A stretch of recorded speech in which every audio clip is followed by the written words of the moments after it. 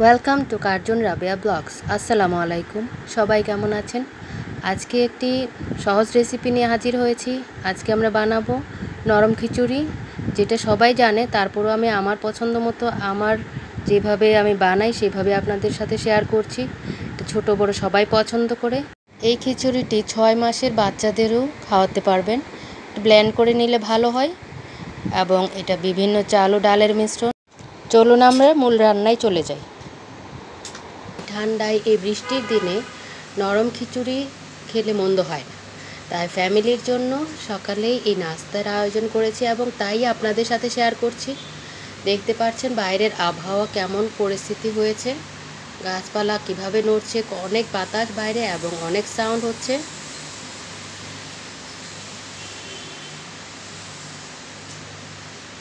আজকে আপনাদেরকে সহজে কিভাবে খিচুড়ি রান্না করে পরিবেশন করতে পারেন তাই আপনাদের সাথে আজকে শেয়ার করছি। চলুন আমরা মূল রান্নায় চলে যাই। প্রথমে আমরা পোলাওর চাল ডাল ধুয়ে নিয়েছি। এখন আমরা পানি দিয়ে চুলায় বসিয়ে দিব। পরিমাণ মতো হলুদ এবং লবণ দিয়ে দিচ্ছি, পরে প্রয়োজনে আবার দেওয়া যাবে। সো এগুলো দিয়ে একটু নেড়ে চেড়ে ঢেকে দিচ্ছি, বলক আসবে, দেন আমরা ওয়েট করছি।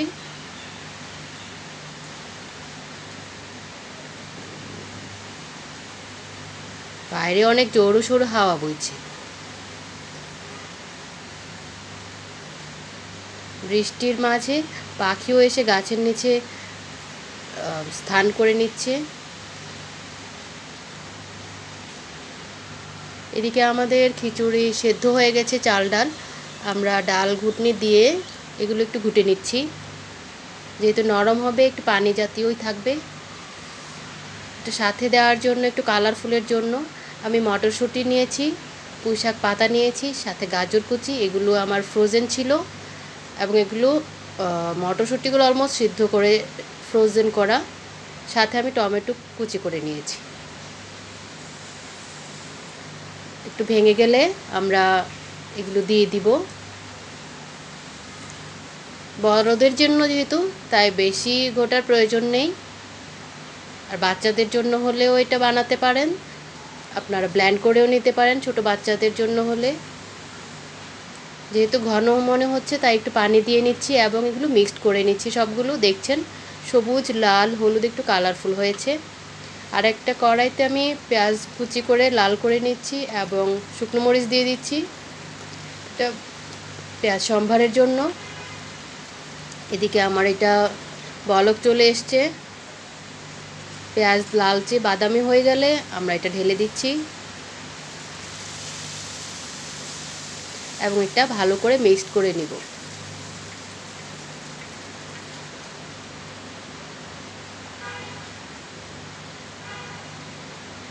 মিক্সড করা হয়ে গেলে দেন দেখতে পারেন যে এটা লবণটা ঠিক আছে কিনা।